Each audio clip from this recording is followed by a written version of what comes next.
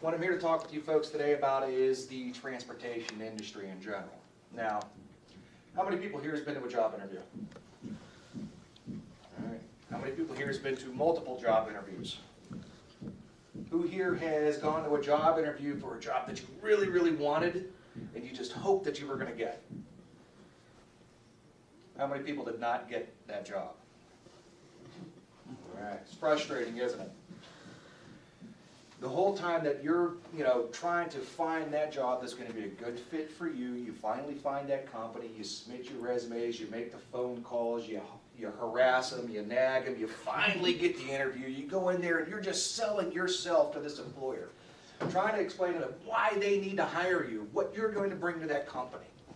And it's frustrating when it doesn't happen, because the company has 100 other people just like yourself applying for that one job. And they're going to pick and choose, and you're waiting on that phone call back, did I get the job, did I get the second interview? Now, as frustrating as that is for you as the job seeker, think about how nice that is as the employer. You have everybody coming to you trying to get that one job. It's easy for them. Wouldn't it be nice if those roles were reversed, where it was easy for you, where all you had to do is show up, and you have 5, 6, 7, 15 companies trying to convince you to come work for them. It's a total role reversal. And that's the reality in transportation. It is completely different than any other career field out there. Employers actively seek you out. That's what I do day in, day out as a driver recruiter. I'm not a talent acquisition specialist or any of those other fancy titles that companies have. I'm a recruiter. I actively seek out people to come drive for our company. Day in, day out, that's what I do all day long. I use every channel available to me. Social media, everything from Facebook to LinkedIn, all the job boards. I actively go through searching people's resumes. And then, I find a resume for someone that has a CDL Class A living in this area that I think might be a good fit for my company. I actively reach out to them. So here you are. You're walking down the street, or you're spending time with your family, or you're working for another employer. And now you're getting phone calls from recruiters. Hey, this is so-and-so from company ABC. You ever think about making a driver switch? Let me tell you what we can offer you. It's a complete role reversal when it comes to transportation. And that's one of the things that a lot of people just don't understand about this industry. If you have a Class A CDL and a good driving record and good standing, it's a meal ticket. Everybody wants you. And everybody will bother you over and over and over again to come work for them. There's a lot of things about the transportation industry that just a lot of people don't understand. It's not a normal career field. This isn't a 9-to-5 job where you clock in and day out. You're typically not home every night. There's a lot of things that, when it comes to transportation and being a commercial vehicle driver, that some people just aren't in a position in their lives to make that transition. It does require a lot of work. It's a lot more than just driving a vehicle. There's all kinds of regulations and government oversight, what you can and cannot do, how long you can and cannot work, how long you can and cannot drive, when you've got to take a break, how much time you've got to sleep. So it's highly, highly regulated.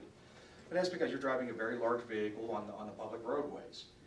The biggest thing that I run into when it comes to people getting into this industry, and I go to a lot of the CDL trucking schools, and I talk to people that are actively pursuing a commercial driver's license, is the lifestyle adjustment. Most people are not used to working a job where you're going to be, kissing the family goodbye on Sunday and I'll see you on Friday, and you're gone throughout the week. That's called regional trucking, where you're heading on a Sunday and getting back on a Friday or a Saturday. And you're away from home, so if there's the car won't start, the sink is leaking, Johnny fell down, you have to go to the hospital and get stitches, you're not going to be there for that. And that's a lifestyle adjustment that a lot of people just are not in a position in their personal lives that they're willing to go ahead and make that. what's called over-the-road driving companies. These are, companies where you're gonna be basically living in the truck. You're getting on the road and you're hitting the road, you'll see home in 4, 5, 6 weeks. And you're just out that entire time, going all over the entire country. And then you have what most people getting into the industry want and desire, which would be a local position where you're home daily. It's more of a normal type of career field where you're going to work each day, you come home each day, things like that. So trucking, the transportation industry has those 3 different lifestyles, and the biggest thing that people have got to understand when you're getting into this industry is that as an entry-level driver just getting into the business, you're going to be offered positions with a regional or an over-the-road company. Trying to get that local job where you're going to be home every single day, it generally requires anything from a year to 2 to 3 years worth of driving experience before a company's going to hire you for something like that.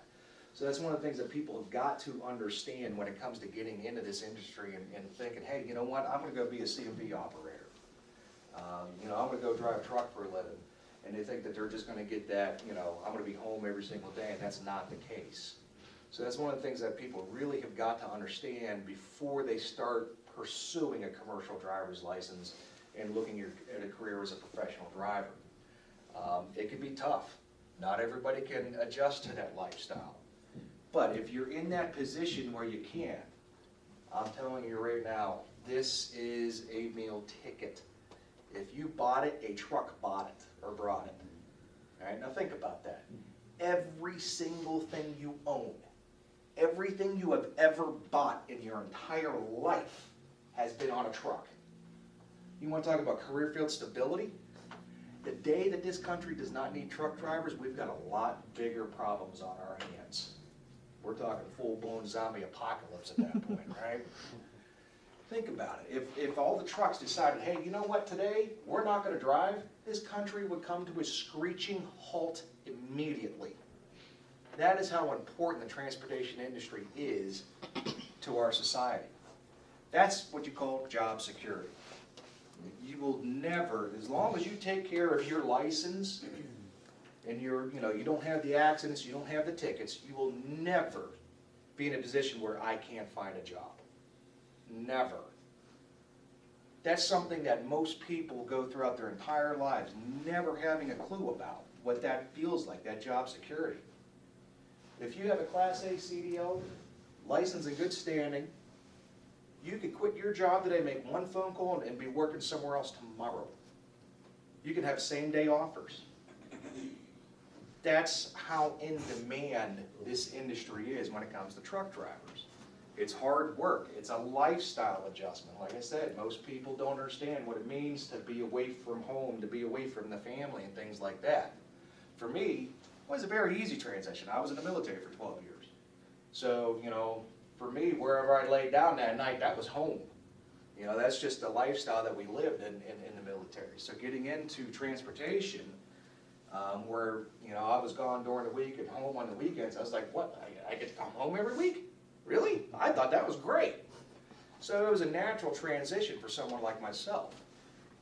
Pay, benefits, folks, in this area, when it comes to truck drivers, you're looking at anywhere between $50,000 to $70,000 a year. Anywhere in that neighborhood. Benefits. I could talk about what my particular company offers, but you're looking at a full range of health care, medical, retirement, vacation. All these things are being offered for truck drivers. And you would think to yourself, well, why are truck drivers so in demand? Well, again, everything you have ever bought in your entire life has been on a truck. It requires a lot of drivers to keep this country moving. And it really comes down to, are you in a position to be able to make that transition, that lifestyle? Clean driving record. Folks, you've got to keep a clean driving record. Even a few speeding tickets, parking tickets, failure to stop at a stop sign. Just a couple of those can make you unemployable. you've got to have a spotless driving record. You can have a couple little blemishes here and there, but you got to keep it clean. Things like, you know, DUIs, reckless driving, you know, racing, you're going to be virtually unemployable for years after something like that happens. Companies are very, very, very strict when it comes to a driving record. How much driving experience do you need to have? How long do you have to have a driver's license before you can get a commercial driver's license? Doesn't matter. You know, if you have a regular operator's license, you go to an accredited CDL school, you get your Class A CDL, you're hireable. You know, you don't have to have years of driving experience in a personal vehicle in order to be qualified to work for a company. You know, they're looking for you know, do you have the skills to pass the CDL exam? You know, do you actually have the credentials? Folks, you know, I've hired everybody from 22 years old, you know, and I had believe it or not, I had an 80-year-old, he was 81, came in, he had driven for our company back in 1969. Right? I wasn't even born yet, and this guy was driving a truck for our company. And he's like, you know, I retired, I sold my truck, he was an owner-operator, you know, had been retired for about 9 months and couldn't take it anymore. He said, I feel like I'm ready to die, I don't have a reason for living, I just want to start driving even if it's part-time again. Folks, those type of opportunities are out there, full-time, part-time, weekends, you know, it just comes down to, you know, do you have the skill, do you have the desire to go ahead and do this type of work. Like I said, it's a transition, it's not easy for everybody, but it just comes down to what's important to you as an individual. You know, are you looking for the income, are you looking for the retirement, are you looking for the benefits, are you looking for that job stability? So those are all the different types of things that the transportation industry will actually offer an individual. You know, young, old, men, women, you know, it doesn't matter. It comes down to, can you safely do the job? You know, companies will line up trying to hire you. You know, it just comes down to, what are your thresholds? What are you as an individual looking for? You know, when it comes to the incomes, again, you know, in this area, you're looking anywhere between 50 and 70,000 as an operating range in that neighborhood. Local positions where you're actually getting an hourly paycheck, generally speaking, in this area, you're looking at low end about $15 an hour. High end that I've seen has been about $24 an hour for a local truck driver. But again, most of those jobs are requiring between 2 to 3 years worth of verifiable experience, where you can demonstrate that you work for a company or out over the road and was able to operate a commercial vehicle without getting into accidents and without racking up any type of speeding tickets or any, you know, other type of negative incidents like that. What does it take to get a CDL? There's a lot of programs out there. Some of the local schools here in the area, the two most local schools would be TDS Technical Institute down there in Diamond, Ohio, down by Lake Milton. Then you got Newcastle School of Trades just right across the state line in Pulaski, Newcastle, PA. You know, when it comes to the training required, generally speaking, anywhere between 4 and 7 to 8 weeks. 4 weeks is a very, very fast class. I try to avoid the term crash course because that's never a good thing in this business. But it's very accelerated, where you can get the basic skills to pass your CDL exam. 8 weeks definitely is a little bit longer, and it's a little more thorough. You get a little more behind the wheel time. And there's also weekend classes that are available. For those of you that might be working and say, hey, look, you know, I'm working a regular job Monday to Friday. You know, I don't have time to go to school full time. I can't take 2 months off. I got to have money coming in. They have weekend classes where you can actually go. Those weekend classes generally take about 6 months worth of weekends to build up enough hours to be able to pass your state CDL exam. So they have options available to you when it comes to paying for these things. These are regular accredited schools, so you can always use the student loans, you know, financial assistance. There are state government programs that are available for retraining money. Ohio Means Jobs does a really good job of helping people out to get their school paid for so they can get it into the industry, and they don't incur any type of debt. If you did take a student loan out, if you did have some debt, companies like mine will repay that for you. I've had people come in with over $7,500 worth of tuition costs that they incurred to get their CDL license, and we'll pay it back. Please come work for us, come drive for us. We need drivers. That's really what the industry is willing to do at this point, is bringing people on and doing everything that we can to attract drivers. Again, it's the complete role reversal that none of you are really used to ever experiencing, is having everybody come to you and say, please come work for us. And let me tell you all the reasons why I want you to come work for us. So it is that role reversal. Student level drivers, companies, like I said, regional and over the road, out for the week, out for 2 weeks, 3, 4, 5, 6, depending upon what your particular flavor is there. Those are all available. There's more jobs out there for an entry-level driver that you can shake a stick at. They are absolutely everywhere. But again, it's going to come with that little asterisk of, hey, you're going to be gone for the week, or you're going to be gone for 2, 3 weeks at a time. So you've got to keep that in your mind. But if you're in a position where you could actually do something like that, you say, you know what, my lifestyle would allow that. I don't have anything holding me home. I don't have anything tying me down. I didn't go make money. I need a good job. Man, those opportunities are out there. We're not a large company. You've got everything from your mega carriers that have thousands of trucks and drivers to your little small mom and pop operation that might have 1 or 2 or 3 trucks. We're in that medium category at Strimbu. We're operating about 100 drivers, about 100 different trucks. We've been around for almost 100 years now. Since 1926, we've had truck drivers, hauling freight all over the eastern half of the U.S. So again, you think about everything that we've been through as a company: the Great Depression, World War II, the collapse of the U.S. steel industry, and we were a flatbed company at that point. That's what we did with steel hauling. The collapse of the U.S. steel industry, the Great Recession in 07 and 08, we're still here. We still need drivers. We have drivers that are still out there making money. And those are the types of opportunities that are available to you in this industry.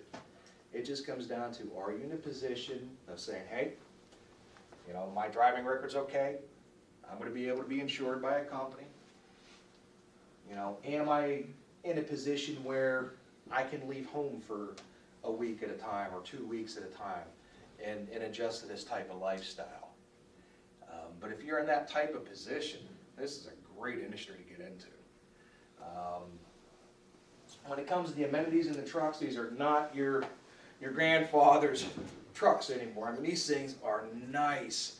You get in there, they've got auxiliary power units, so you don't even have to idle the vehicle when you're stopped. You've got full power, TV, guys will put, satellite inside those things, where, you're watching the NFL Network on a Sunday afternoon.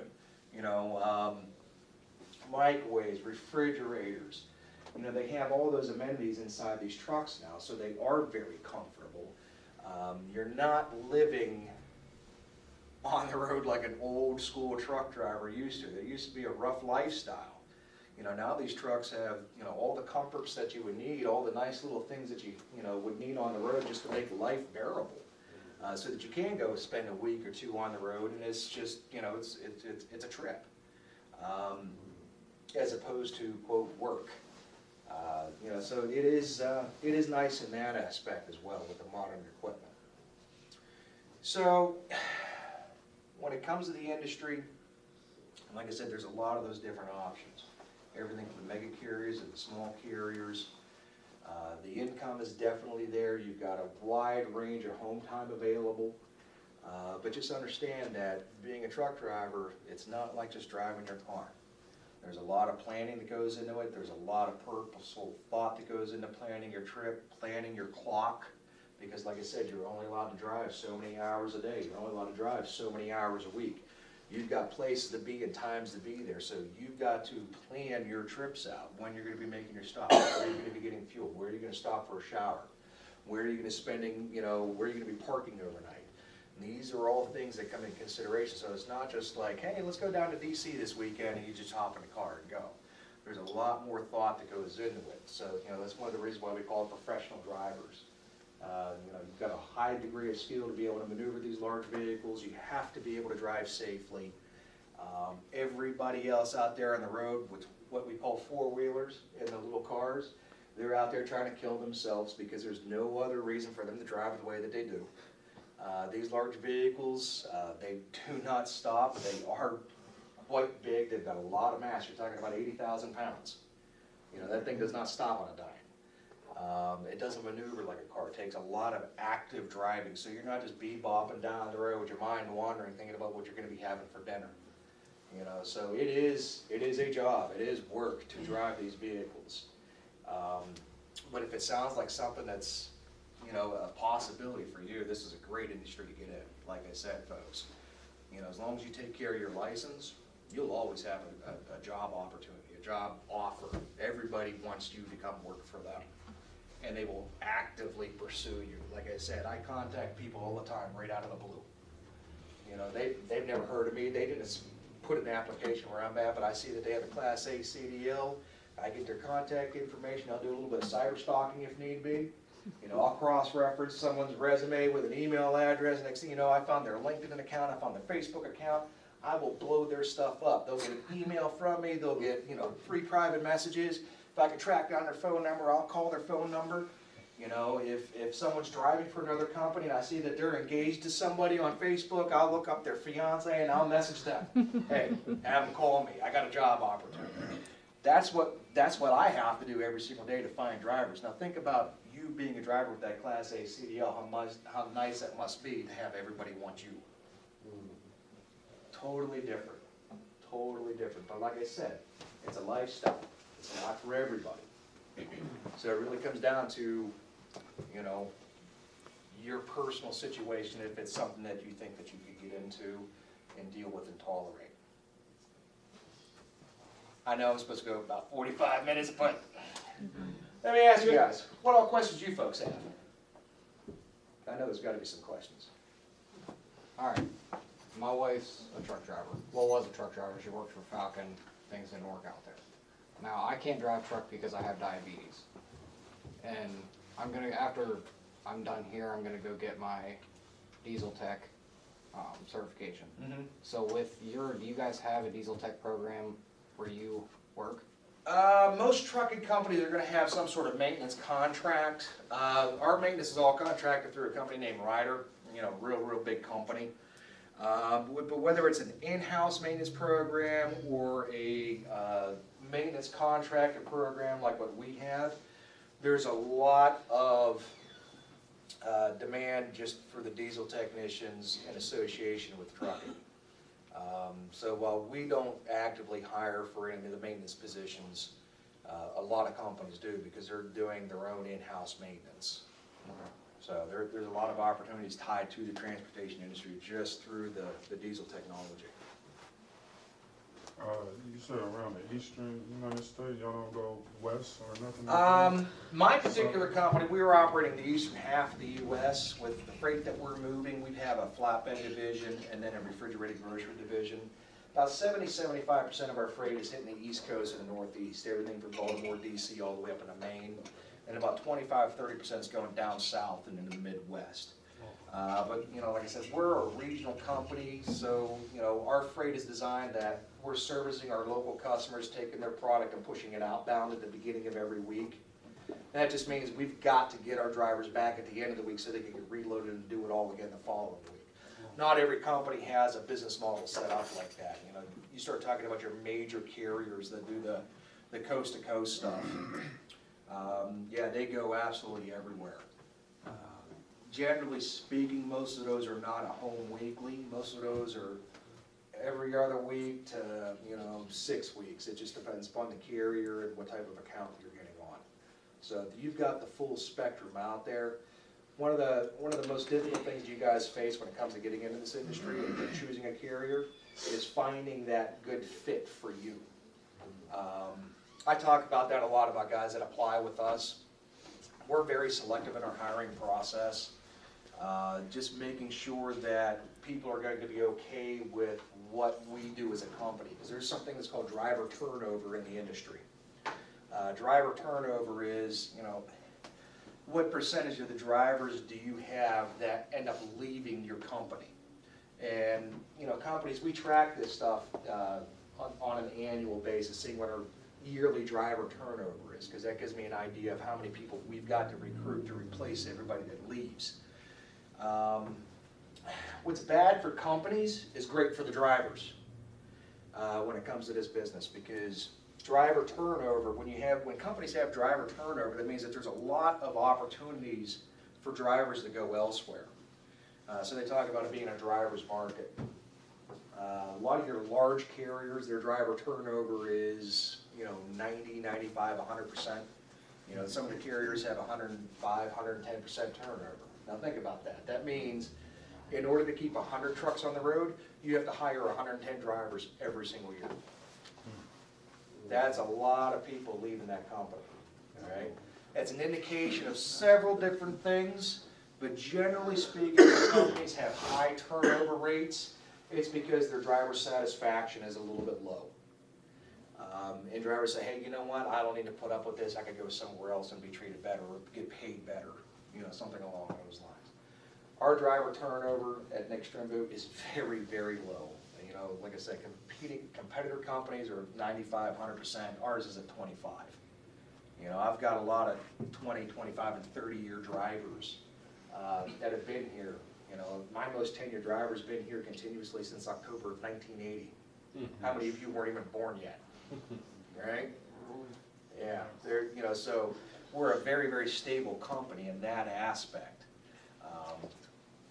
But it just comes down to, again, what people are looking for. If someone wants to go coast to coast, and look, I've talked to a lot of guys in CDL schools. They're like, you know what, I'm young, I want to travel, I want to see the country, and this is the perfect way for me to get a paycheck to do it.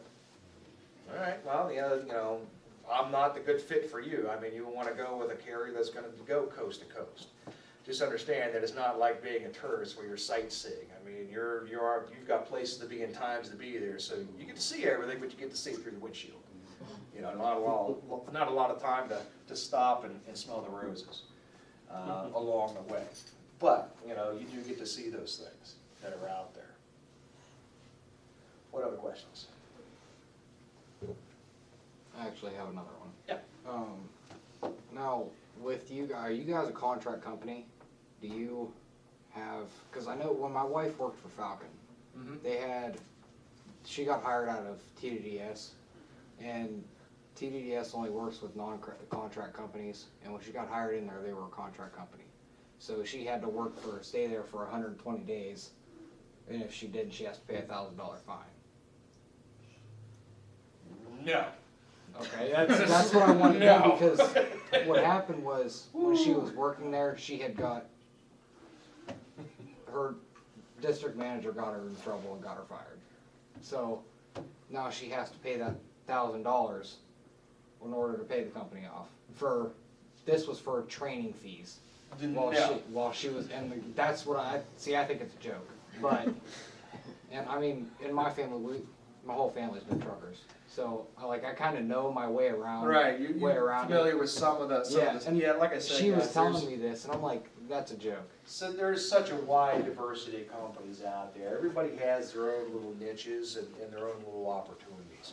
There's some companies out there where, let's say, you want to get your CDL, but, no matter what you tried, you just can't get the money to go to the TDDS, or Newcastle, or Roadmaster, or Great Lakes, or the other CDL schools around here. Some of your big mega carriers actually have CDL training programs where you go, they will train you, you will get your CDL license through them, and then you work for them afterwards. It's a carrier school. Good and bad.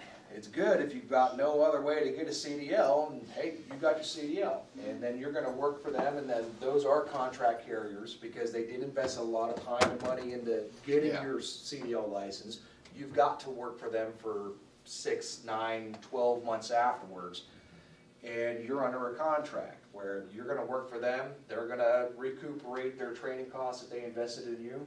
The drawback is they don't pay very well during that 6, 9, 12 months. In fact, they pay very, very, very low. But that's because you use them to get your CDO license, so they want to recuperate that back out of you as far as an investment goes. And then if you do leave early, then yeah, you're in a contract, then you've got to buy your way out of it. Well, the thing with that is she got her CDL from TDS, and then she has, you know how when you go to a company, you have to do the company training, they teach you the basics or whatever. Well, they were saying that $1,000 was for training expenses with the company, instead of, which I mean, whatever. Yeah, that's, you know, each company's gonna have their own company guidelines Yeah. and rules and policies. You know, I'm not familiar with that particular policy that they had. I don't know if they still do or not. But that just comes down to doing your research when it comes to companies, because like I said, guys, this isn't one of those career fields where only one company's gonna offer you a job and you gotta jump on it. Everybody's gonna offer you a job. Everybody wants to talk to you. So you can actually, again, that role reversal. You know, a normal company is gonna interview 50 people for a job, and then they're gonna sit down and talk about, you know, the benefits of hiring, you know, candidate 1, 2, and 3 versus, you know, the candidates 49, 48, and 50. And then try to weed it down, and now you're left with having to do that with all the different companies, because you're gonna have offers from, you know, every company imaginable, and you gotta figure out what's gonna be good for me, who's offering what's the fine print. So there is a little bit of research that is gonna fall onto you when it comes to choosing a carrier. Because everybody is gonna be a little bit different. I mean, that's some fine print. You know, we don't do any of the contract stuff, so. Yeah, that's the thing too, is she signed the paperwork that she had to sign, and it was in fine print, and the only person that seen it was the girl that she went to school with that worked there as well. Yeah, so.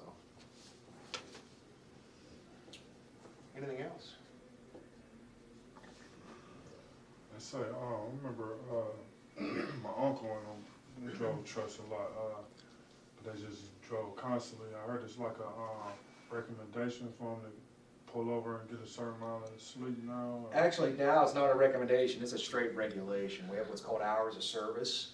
As a professional truck driver with a CDL, you're only allowed to drive 11 hours a day. And then you have to take a 10-hour break. Okay, you have to. You can be what's called on duty 14 hours out of the day, where you could be having your truck loaded, unloaded, things like that, where you're not actively driving. And you know that you're limited to 14 hours. Out of the 14 hours, only 11 of it can be driving time, and then you have to take a minimum of a 10-hour break in order to reset that whole clock to be able to begin again the next day.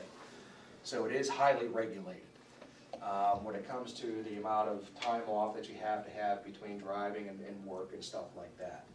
And it's not an option for the driver to say, hey, I feel good, I can keep on going. You know, I just slammed 3 Red Bulls in a 5-hour power. No, it doesn't work that way, guys. When you're told to get off duty, you got to get off duty. When you're told you're not allowed to drive, you've got to pull off. You got to find a safe place to park, and you got to take your break. So it is highly regulated. And then the other thing, when it comes to the industry, like I said, being highly regulated, drugs and alcohol. Random testing all the time. If you're in an accident, even if it's not your fault, somebody else hits you, you're going to go to mandatory, you know, testing immediately after that accident. So it is absolutely 100% drug-free when it comes to alcohol. DUI laws change for people that have a CDO. All right. What's the DUI limit right now? 0.08. 0.08. For me, it's 0.04. Even in my own personal car. That means I can't go out to dinner and have a nice steak dinner and Outback and have a beer with my dinner. I'll get pulled over for a DUI. I can't have a hangover and drive a car, or else I'll get a DUI. All right, so it's very, very regulated. Last time I had a beer outside of my house was before I got my CDO. The day I got my CDO, you know, like I said, I won't even have beer with a dinner. you know, unless I'm not driving or, you know, I'm in a hotel somewhere. That's it. So it is very, very regulated from the government. It's not the cowboys of the road like it used to be back in, you know, Grandpa's day. It's very, very professional. But that's why truck drivers get compensated so well. That's why the benefits are there. That's why all the pay is there, is because it is a highly regulated, highly professional industry. Who'll be the one that, is it the company or is it like the little weigh station? Who'll be the one that tell them to like pull over to get rest? You've got what's called an e-log system. You know, it's now electronic logs.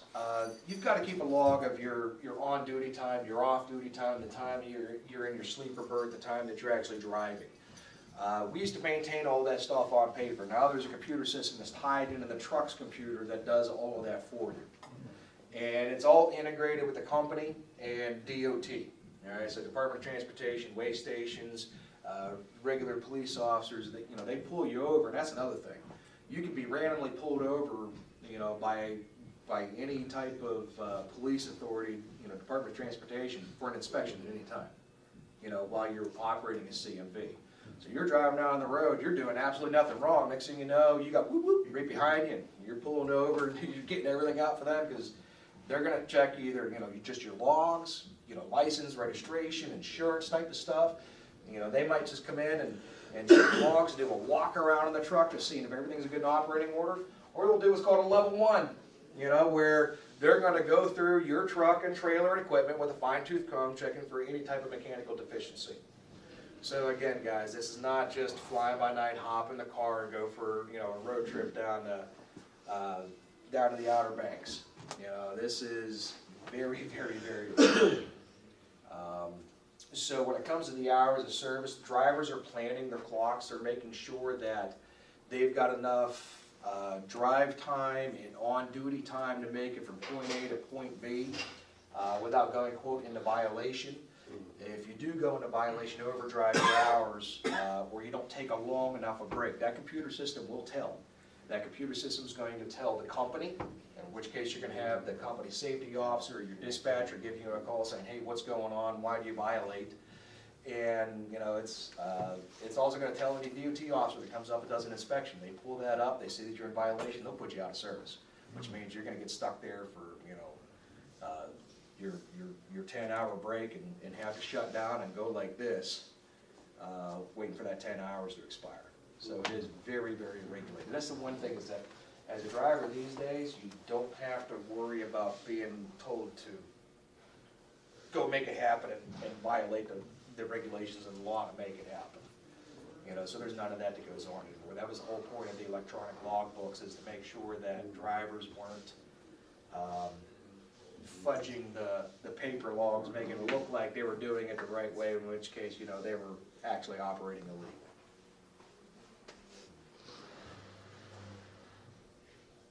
Anything else? That's it?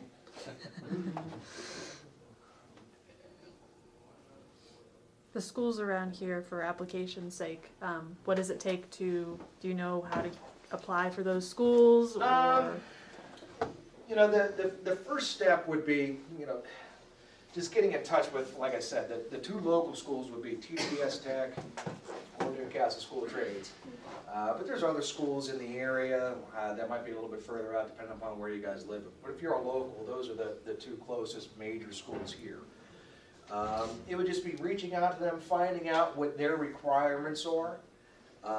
As far as getting enrolled into a program, it's like talking to any other school. You know, they've got admissions representatives. They're going to talk to you about why you're looking at getting into the program. What they want to determine is, are you going to be employable in the industry? No sense of you investing time and money and effort into pursuing a CDL, going through their school, and you're not hireable for, you know, whatever reason, because that actually hurts them, because they've got reporting requirements for financial aid and things like that through the accreditation agencies out there. So we'd be sitting down with them and finding out what all is required on your part. The biggest thing is gonna be funding. And like I said, they're regular post-secondary schools, so they've got the full gamut of funding options available to you. And then there's also, like I said, there's training grant money out there for in-need careers. Trucking is definitely one of those in-need careers. So there's a lot of ways to get that paid for. That's actually how I got my CDL. I'm from Pennsylvania, so I went through the Pennsylvania Career Link. It took me personally about 60 days to go through all of the requirements. I had to take this test, this evaluation. I had to meet all these different requirements, but I got a training grant that paid for my school 100%. And that included, all the fees involved, the testing, rental fees, the cost for the physical exams, whole 9 yards. It was paid for 100%. So I was able to go ahead and do that and come out debt-free with my CDL license. So, there are those opportunities out there, but the first step would be just contacting the actual institution first and sitting down with them and seeing what all options are available to you. Do your physical condition have to be all the way up to par? Yes, it's highly, again, highly regulated. It's a Department of Transportation physical. The biggest things there that they're looking for is peripheral vision, color blindness, blood sugar, hearing. Did I say vision? Those are really the biggest things right there. I mean, you've got to have a good peripheral. You've got to be able to hear. You cannot be colorblind and operate a CMV. You can't have glasses, but your vision has to be correctable to 20/40 or better. Things like diabetes, you can have high blood sugar, but it has to be able to be regulated. Things like sleep apnea. If you have sleep apnea and a CPAP machine, that's fine as long as it's regulated. Those aren't things that'll stop you from getting a physical. But yeah, you've got to be able to take the physicals. Does your company hire felons? Case by case, and that's going to be the case with a lot of companies. It's not an automatic disqualifier by any stretch of the imagination. It's just going to be a case by case basis when it comes to that.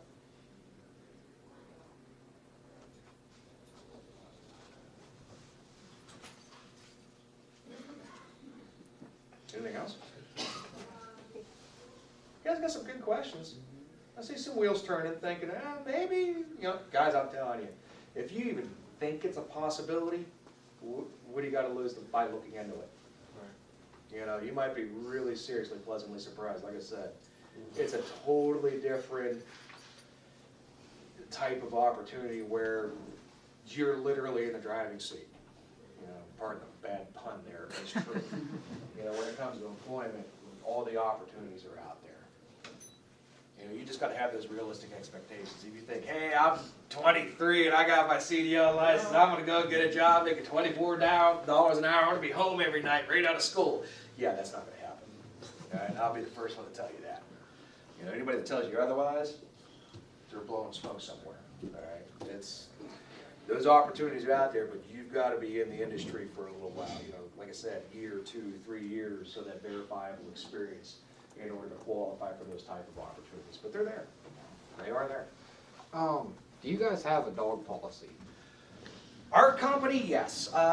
We lease most of our trucks, which means we turn them in after a 5-year cycle, 500,000 miles.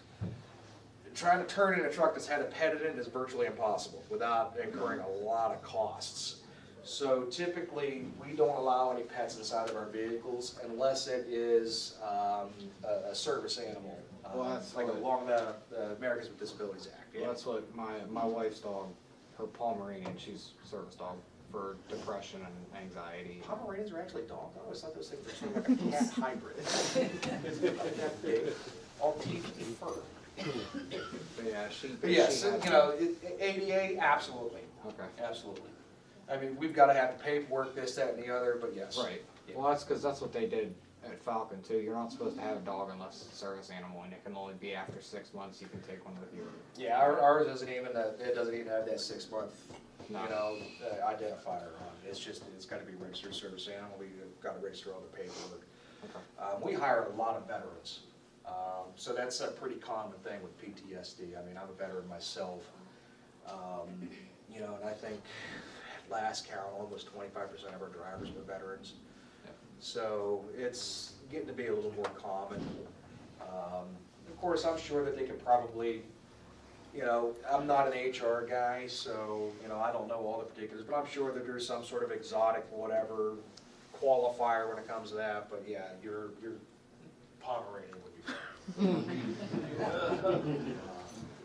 Just get suction cups to it, put it on his feet, stick it to the windshield.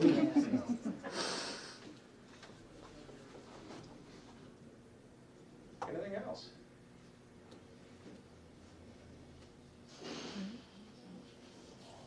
Okay. Guys,